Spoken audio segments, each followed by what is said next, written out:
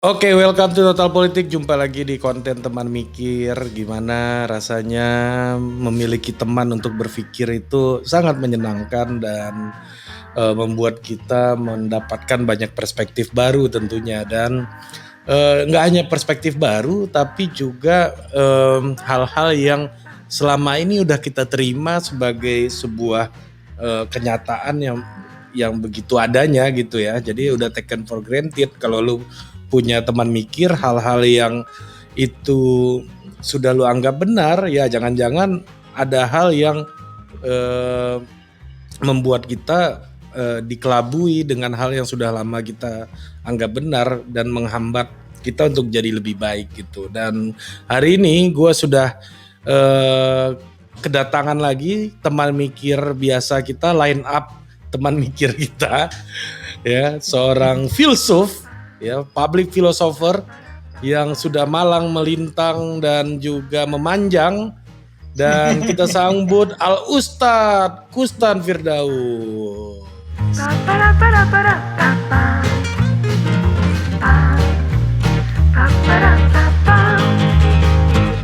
Assalamualaikum warahmatullahi wabarakatuh. Waalaikumsalam, akhi. Memanjang ya, bukan menyamping ya. Ya, melintang, menyamping. Ada perilaku makan menyimpang itu kalau kata teman kita Profesor Ahmad Syafiq itu kan.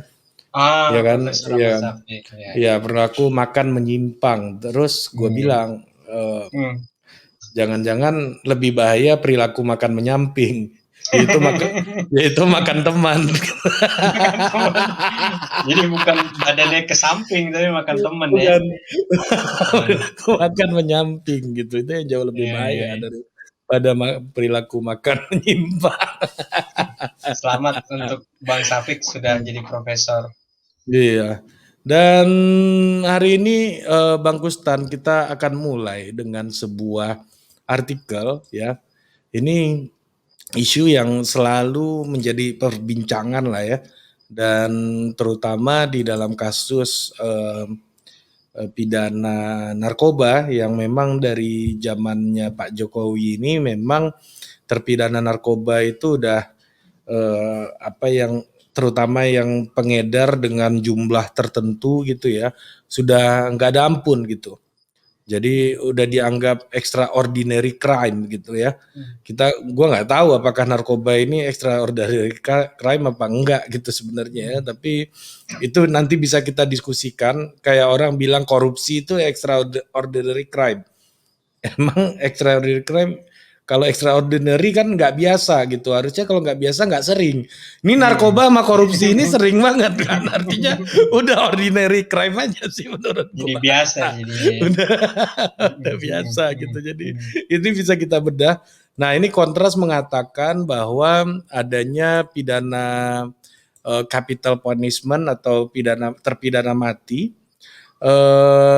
Banyak terpidana mati di Indonesia alami gangguan mental gitu. Jadi secara positioning Kontras memang sebuah lembaga human rights dan menganggap hukuman mati itu menjadi salah satu bagian yang mencederai lah hak asasi manusia, karena orang punya hak untuk hidup gitu. Dan bahkan di banyak negara di dunia ini sudah tidak dipakai lagi kan hukuman mati gitu, terutama untuk untuk kasus-kasus yang mungkin kalaupun dipakai untuk kasus-kasus yang sudah sangat extraordinary juga gitu. Nah, misalnya orang mencabuli 100 orang gitu kan, seksual crime gitu kan extraordinary, nggak sering lah, nggak banyak orang bisa hajar 100 orang gitu misalnya. Memperkosa 100 orang gitu, itu kan udah di luar nalar gitu. Nah, gimana Pak Ustadz pandangannya menurut Pak Ustadz Kustan ini? Ya, Kustan aja. Ya Nggak apa-apa, kawan-kawan. nggak apa-apa, Ustadz Kustan aja. Udah kita panggil Ustadz aja. Ini Jangan. panggilan dari Total Politik ini. Panggilan dari Total Politik. Oke, makasih. Ya, kawan-kawan aktivis di Kontras maupun di lembaga sejenis lainnya kan selalu positioningnya kan selalu menolak hukuman mati. Salah satu argumen mereka yang sering beredar adalah soal tidak adanya efek jera atau lemahnya efek jera dari hukuman mati. Itu satu. Yang kedua, misalnya argumen mereka adalah melanggar hak asasi manusia. Nah, dalam perspektif etika, yang paling mudah untuk menolak hukuman mati kan salah satunya adalah etika deontologi dari Immanuel Kant. Sebagai catatan, deontologi itu artinya kewajiban, dari kata deon itu kewajiban. Jadi dalam pemikiran Immanuel Kant tentang etika itu ada yang disebut sebagai imperatif kategoris, bahwa ada seperangkat kewajiban yang itu berlaku secara universal. Universal dalam pengertian berlaku di mana saja, kapan saja, dan mengikat subjek etis, dalam hal ini manusia semisal. Nah, dalam konteks itu orang biasanya menolak hukuman mati menggunakan argumen etisnya di Immanuel Kant. Tapi kalau kita coba bawa ke perspektif yang lain, semisal utilitarian, kalau memang ada manfaatnya, yang tadi misalnya kalau manfaatnya misalnya efek jera, maka bisa dijustifikasi gitu. Problemnya kan apakah ada tolok ukur yang objektif tentang efek jera itu gitu. Jangan-jangan kita tergelincir pada misalnya post hoc ergo propter hoc. Itu sesat pikir yang mengatakan bahwa kejadian yang datang terlebih dahulu pasti menjadi penyebab bagi kejadian yang datang berikutnya. Nah, dalam konteks ini yang mau gue bilang adalah apakah betul hukuman mati itu dalam konteks berbagai macam kejahatan itu memiliki efek jera yang kecil. Jangan-jangan banyak faktor yang memisahkan keduanya. Nah, jangan sampai kita tergelincir pada post hoc ergo propter hoc itu tadi. Seolah-olah angka kriminalitas tetap meningkat, sementara hukuman mati tetap jalan, sehingga nggak ada efek jera. Oh, nanti dulu gitu. Perlu diperiksa secara seksama. Dan itu tugasnya teman-teman yang misalnya bermain di ranah kuantitatif, penelitian kuantitatif.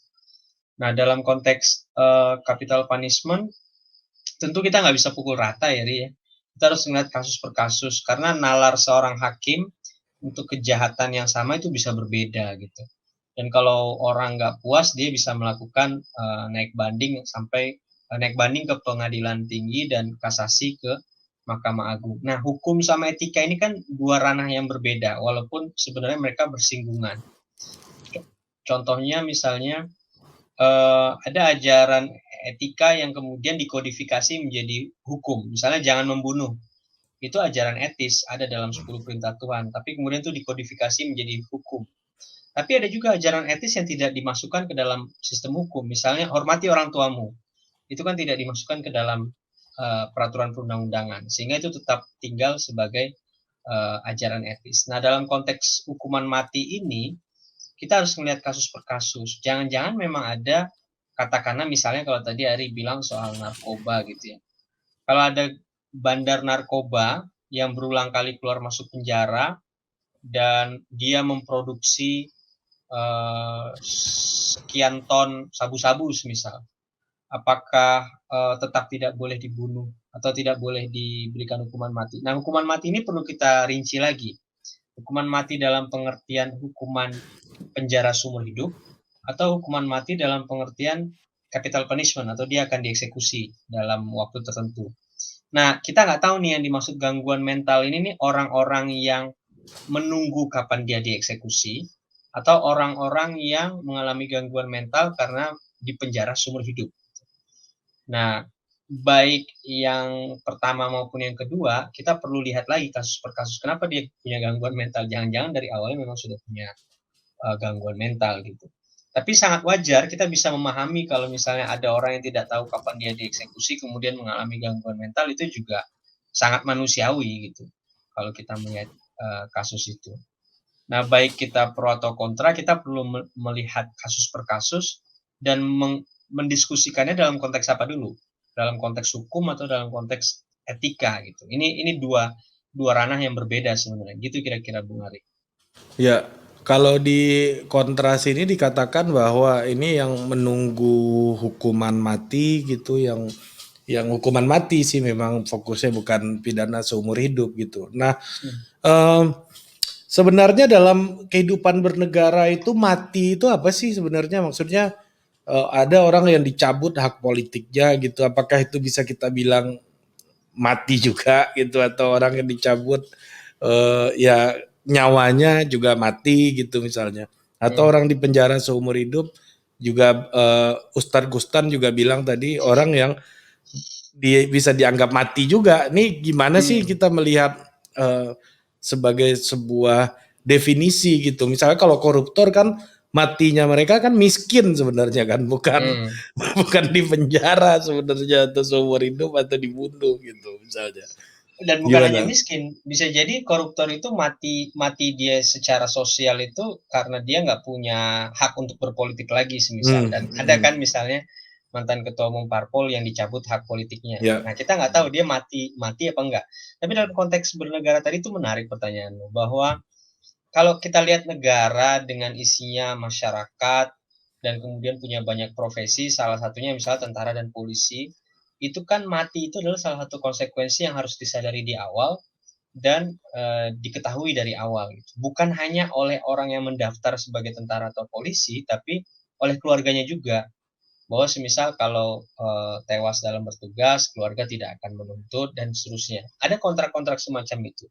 Gue nggak tahu ini berlaku di semua negara apa enggak, tapi yang jelas yang berlaku di semua negara adalah mati itu sebenarnya hal biasa dalam konteks bernegara, karena ada profesi-profesi tertentu yang konsekuensinya, konsekuensi terburuknya semisal kematian, atau misalnya cacat seumur hidup seperti yang terjadi pada sebagian veteran semisal.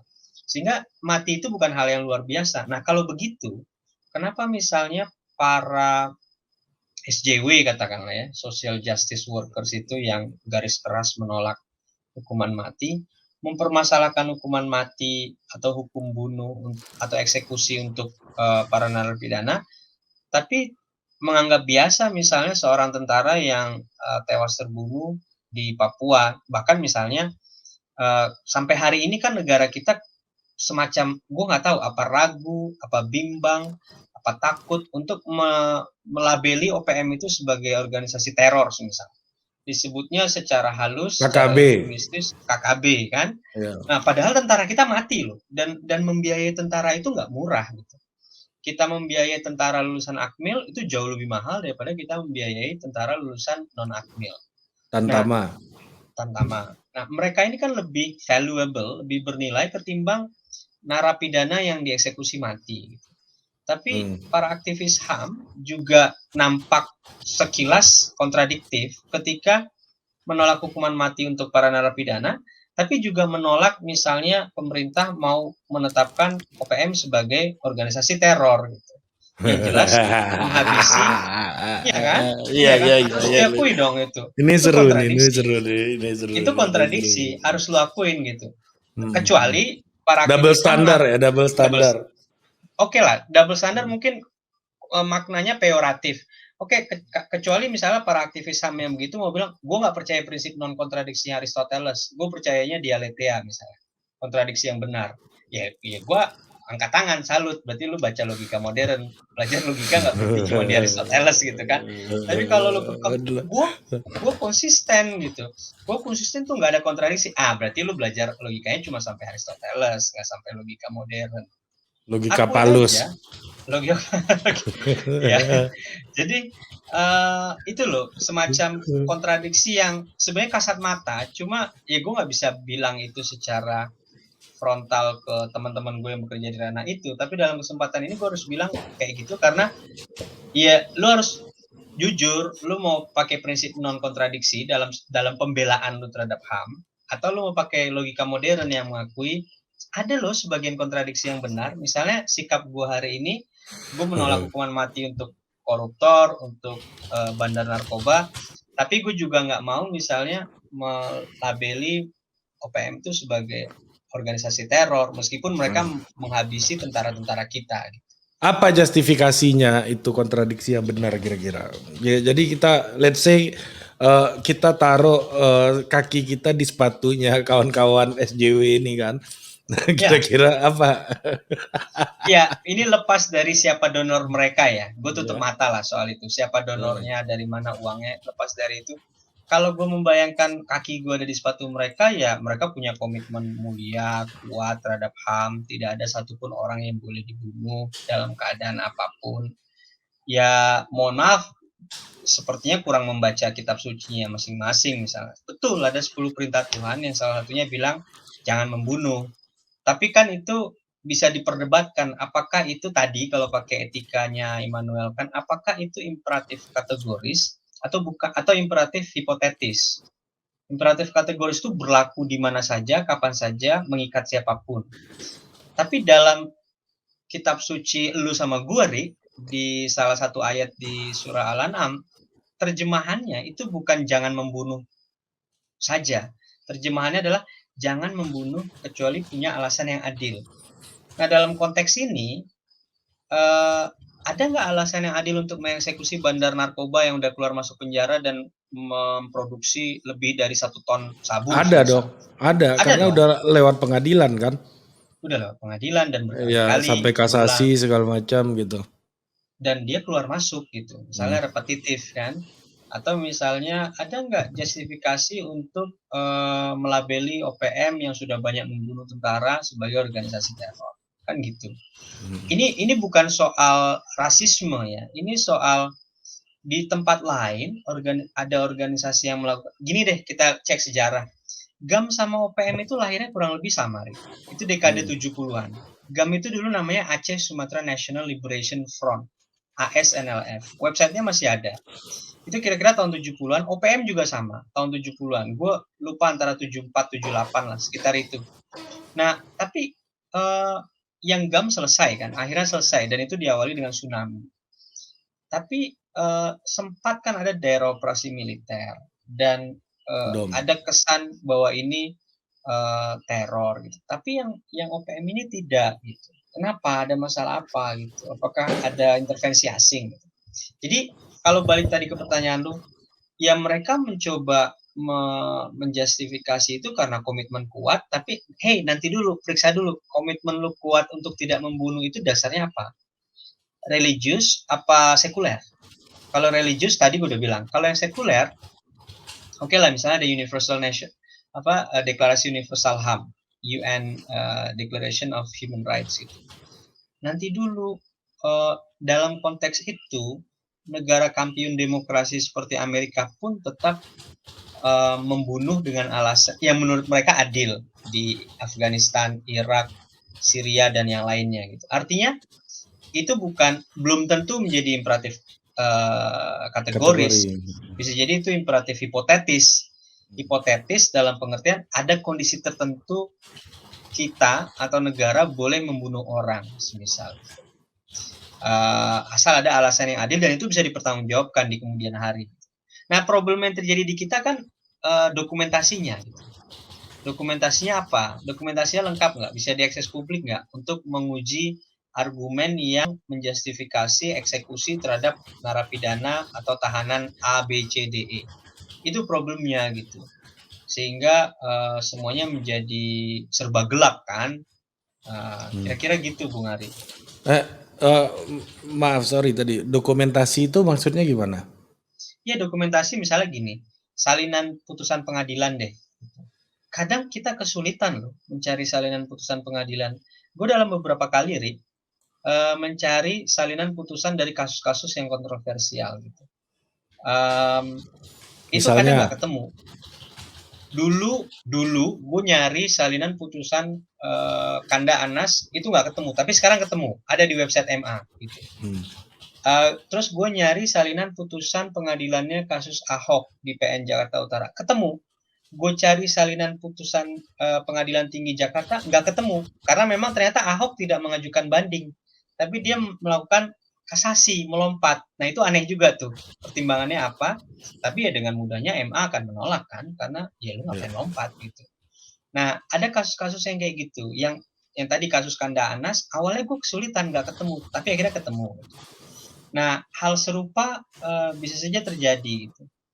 Nah lalu semisal dalam konteks kasus-kasus tertentu kadang ada yang namanya dihilangkan atas permintaan ini bukan kasus pembunuhan, bukan korupsi, perceraian semisal. Ada pasangan-pasangan yang bercerai kemudian itu dihilangkan. Nah ini mempersulit kita untuk menelusuri. Tapi oke lah itu masalah privat. Nah yang masalah publik ini loh, jangankan dokumen putusan pengadilan untuk mengeksekusi mati seorang narapidana, salinan stenografi rapat BPUPK aja kita nggak bisa ngakses sampai hari ini. Soal untuk membandingkan dengan risalah sidang versi Setnek tahun 95 ya. Nah, itu masalah dokumentasi itu untuk menguji argumentasi hakim.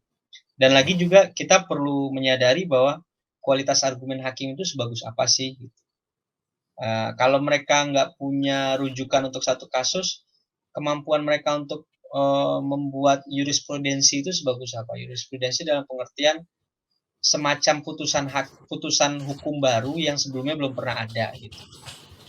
Belum lagi semisal isu-isu politis ya yang bercampur dengan isu hukum. Semisal dulu ada satu anak pejabat, semisal dulu ada pemerintah mau mengeksekusi seorang perempuan Australia karena terlibat kasus narkoba, kemudian batal dieksekusi dan konon itu barter dengan anak seorang pejabat yang tertangkap menggunakan narkoba di Australia. Salah satu kota di Australia, kira-kira begitulah. Ini kasus hukum yang bercampur dengan isu politis itu. Nah, itu yang mempersulit kita untuk mengeksaminasi bisa nggak dijustifikasi untuk mengeksekusi Chapelle Corbis misalnya, aku sebut aja namanya. Nah, itu hal-hal kayak gitu yang rumit di negara kita gitu. Tapi balik lagi ke awal bahwa dalam konteks bernegara, hukuman mati itu seharusnya dikasih ruang gitu, tidak ditutup semuanya gitu. Ya, karena negara adalah tingkat tertinggi dari otoritas terhadap kekerasan, atas kekerasan gitu ya. Iya, negara kan dianggap struktur atau otoritas yang legitimate untuk menggunakan kekerasan. Makanya ada profesi tentara, ada profesi polisi gitu. Nah, kalau semua ditutup, ya berarti buat apa profesi yang melibatkan kematian ini gitu kan? Mereka jadi disfungsional gitu. Harusnya tetap diberikan sedikit ruang untuk eksekusi mati itu. Gitu. Dan itu lihat kasus per kasus. Ya, dan tidak mudah gitu untuk sampai ke situ gitu ya. Banyak banyak prosesnya benar-benar dipastikan gitu ya. Iya, apalagi misalnya perdebatan di internal kawan-kawan hukum sendiri ya, soal positivisme hukum dan kubu yang berseberangan gitu. Positivisme dalam pengertian mengikuti pasal per pasal gitu. Ini mau dilihat ngikutin keadilannya keadilan hukum saja atau ada keadilan yang di luar keadilan hukum, maksudnya ngikutin pasal-pasal aja gitu. Atau ada pertimbangan lain yang membuat hakim mengambil keputusan yang cukup kontroversial, semisal hukuman mati itu selalu menjadi momok ya. Tapi menutup kemungkinan itu juga konyol sih gitu. Karena dengan nature-nya negara itu kan berarti ya. Dengan nature-nya sebuah negara gitu. Negara punya otoritas untuk exercise kekerasan, dan kekerasan yang dilakukan oleh negara itu harus bisa dievaluasi oleh kita gitu. Nah, problemnya proses evaluasi di kita ini sulit gitu. Karena dokumen, bukti-bukti semua dihilangkan. Oke. Nah, tadi sempat Ustadz Kustan singgung gitu ya. Dia masih ketawa-ketawa kalau gue panggil Ustadz Kustan. Ustadz tuh kan artinya guru kan. Jadi ya biasa aja gitu. Kita lagi berguru nih sama Ustadz Kustan nih kan. Ya kan? Sama-sama belajar. Kita melihat bagaimana negara menggunakan otoritasnya terhadap kekerasan dalam hukuman mati tentunya. Jadi memang ya negara sebagai puncak gitu dari otoritas penguasaan dan otoritas terhadap kekerasan gitu. Nah, termasuk juga tentara, tadi polisi juga sempat disinggung. Nah, pertanyaan gue selanjutnya adalah bagaimana dengan evaluasi yang tidak berjalan seperti Ustadz Kustan sampaikan tadi, tapi metode ini, instrumen ini masih tetap berlanjut gitu. Dan bahkan kalau gue sih jadi dalam tanda kutip jadi SJW ini, gue akan minta evaluasi aja gitu, maksudnya evaluasi besar-besaran kasus hukuman mati gitu. Kayaknya itu Iya. lebih fair gitu ya, fair enough untuk negara gitu. Nah, kalau Hmm. menurut Ustadz gimana? Iya, pertama gini, selain negara, ada otoritas lain di dalam negara yang juga punya kekuatan, memaksa, yaitu, instrumen hukum. Yang namanya peraturan perundang-undangan itu kan selalu bersifat koersif. Koersif itu maksudnya memaksa. Jadi ketika sudah ketok palu, maka dia akan mengikat pihak-pihak yang bersengketa di meja hijau. Kalau ada yang nggak puas, dikasih waktu untuk naik banding ke pengadilan tinggi, dan kalau nggak puas lagi bisa kasasi ke Mahkamah Agung. Dan di Mahkamah Agung kan biasanya cuma lihat dokumen sama bukti-bukti saja gitu. Para pihak yang bersengketa itu nggak ketemu biasanya. Nah, dalam konteks ini proses eksaminasi itu sudah berjalan dalam konteks hukum, dan hukum juga sebenarnya menggunakan kekerasan dalam pengertian memaksa pihak yang bersengketa untuk tunduk dan melaksanakan keputusan para hakim. Nah, dalam konteks itu, ya hukum itu selalu, ini perdebatan klasik sebenarnya dalam filsafat hukum. Hukum ini berlaku hanya dalam satu negara atau juga berlaku internasional. Ini perdebatan klasik di filsafat hukum gitu. Sebagian orang berpandangan enggak, hukum itu enggak mengikat secara internasional. Internasional itu maksudnya lintas lintas negara, lintas bangsa. Walaupun kita tahu sekarang ada namanya international law gitu. Tapi ini kan perkembangan belakangan, perkembangan terkini gitu. Apa iya misalnya international law itu koersif? Misalnya kenapa ada polisi dunia dan selalu Amerika dan sekutunya gitu. Kalau memang international law itu bersifat koersif untuk siapa saja gitu, berlaku untuk siapa saja, gimana misalnya pelanggaran HAM yang dilakukan oleh pemerintah Amerika Serikat di negara lain? Kok tidak ada eksaminasi yang sampai ke Den Haag semisal, ICJ di Den Haag semisal. Nah, ini kan yang menjadi problematik ketika hukum itu berlaku lintas negara atau lintas bangsa. Nah, kalau ke dalam, proses evaluasinya itu rumit, Ri. Karena selalu bercampur dengan politik kan. Yang paling klasik di kita misalnya 65 deh. 65 ada pengakuan misalnya dari, ya mohon maaf, mertuanya Pak SBY, Jenderal siapa, Ri? Sarwo. Sarwo Edi, yang konon mengeksekusi sekian juta orang gitu ya. Tapi kok nggak ada eksaminasinya. Dan kalaupun ada, biasanya kan kalau pelakunya militer dieksaminasi secara terpisah di pengadilan militer. Militer. Tidak dieksaminasi secara bersama di pengadilan negeri misal. Ya, gue paham, kita paham ada kekhususan tertentu dari profesi militer misal.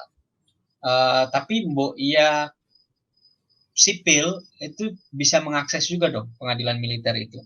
Atau misalnya kasus cebongan deh, masih ingat kasus cebongan kan?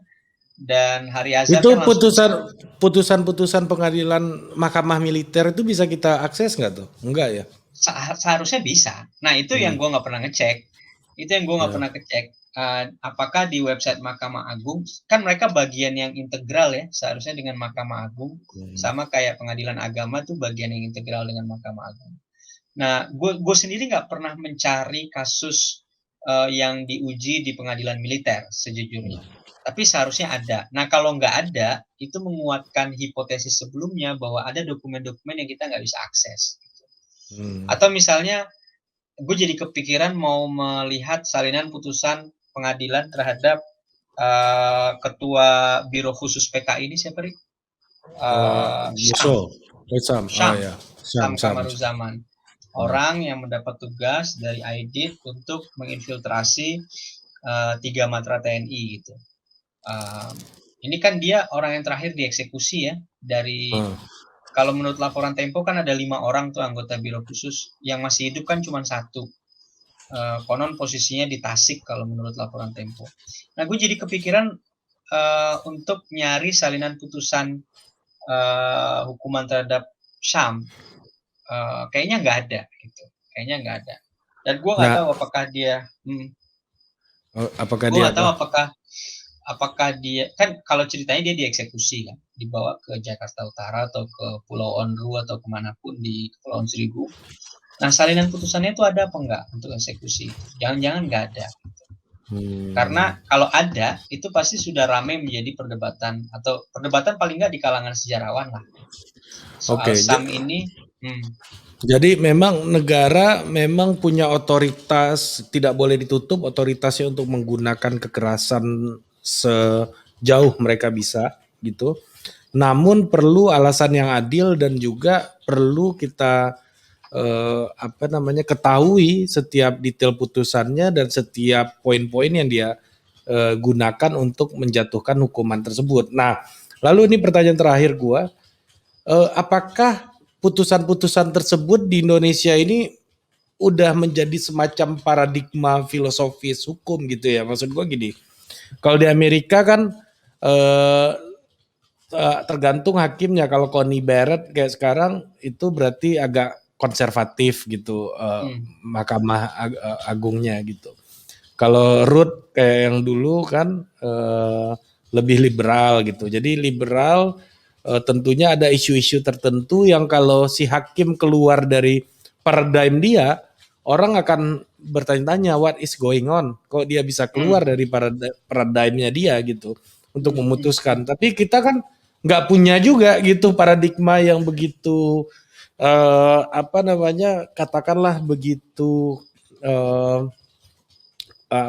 begitu lengkap gitu ya, begitu kokoh, established gitu dalam positioning dari hakim-hakim kita di Indonesia.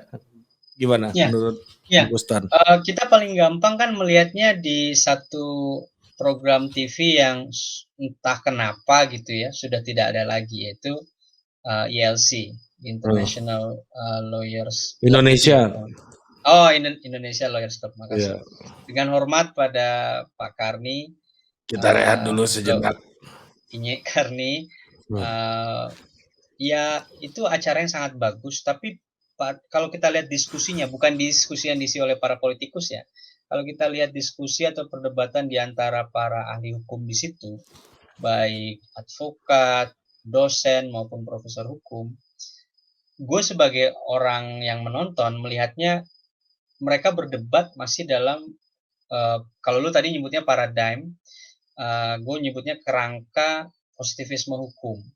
Jadi perdebatannya soal perdebatan antara pasal per pasal, baru sebatas itu.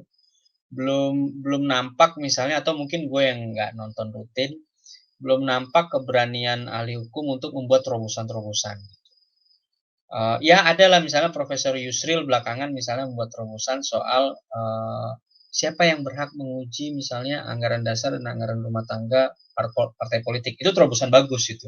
Ya, ya.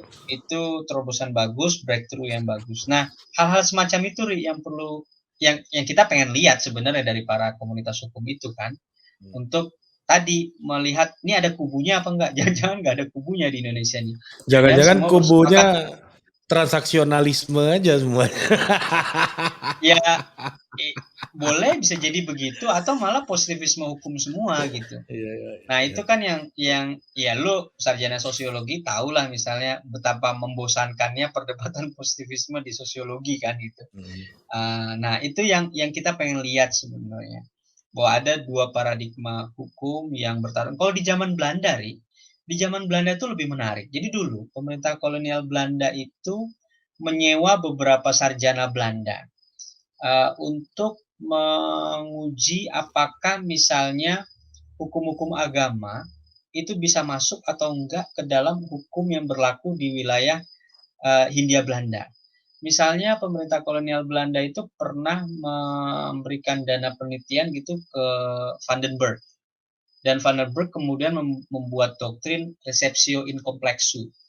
Yang kira-kira sederhananya receptio in complexu itu ingin menggunakan hukum Islam, hukum hanya untuk Muslim, hukum Hindu hanya untuk orang Hindu, hukum Kristen hanya untuk orang Kristen. Nah, gue menduga ini yang kemudian di kemudian hari itu mempengaruhi sebagian orang di BPUPKI dan di BPUPK dan PPKI untuk merumuskan 7 kota yang kontroversial itu pada naskah undang-undang versi 22 Juni 1945. Tapi di sisi lain, pemerintah kolonial Belanda itu juga memberikan dana penelitian bagi Snoeck-Hougrogne dan yang jadi ahli hukum adat di Indonesia. Gue lupa namanya siapa. Van Vollenhoven namanya. Hougrogne dan Van Vollenhoven ini membuat doktrin namanya Receptio a Contrario, yang bilang bahwa hukum adat itu bisa berlaku di wilayah Hindia Belanda, sepanjang dia tetap koheren dengan hukum-hukum agama yang berlaku di wilayah itu. Gitu. Jadi hukum adat bisa berlaku kalau tidak bertentangan dengan hukum agama yang berlaku di wilayah itu. Nah, di era pemerintah kolonial Belanda, gue mau bilang bahwa ada kubu kayak gitu, Ri. Kubu yang mau mengintegrasikan hukum agama Islam, Hindu, Kristen dengan hukum pemerintah kolonial, dan ada kubu yang ingin mengintegrasikan hukum adat sepanjang dia tidak bertentangan dengan hukum agama. Ini pemerintah kolonial Belanda loh, dan itu ada sarjana hukumnya. Jadi perdebatan paradigma ya. Perdebatan paradigmatik gitu. Nah di kita ya gue sebagai awam yang sedikit-sedikit belajar filsafat hukum dan nonton ILC dulu misalnya nggak mendapat pesan itu sih gitu. Sekuat kesan di era pemerintah kolonialisme Belanda itu tadi. Kira-kira gitu. Setajam itu ya. Setajam itu pertentangannya. Oke. Power tends to corrupt. Absolute power tends to corrupt absolutely. Lord Acton, bangsawan Inggris. Kita rehat dulu sejenak. Sampai jumpa lagi di teman mikir berikutnya.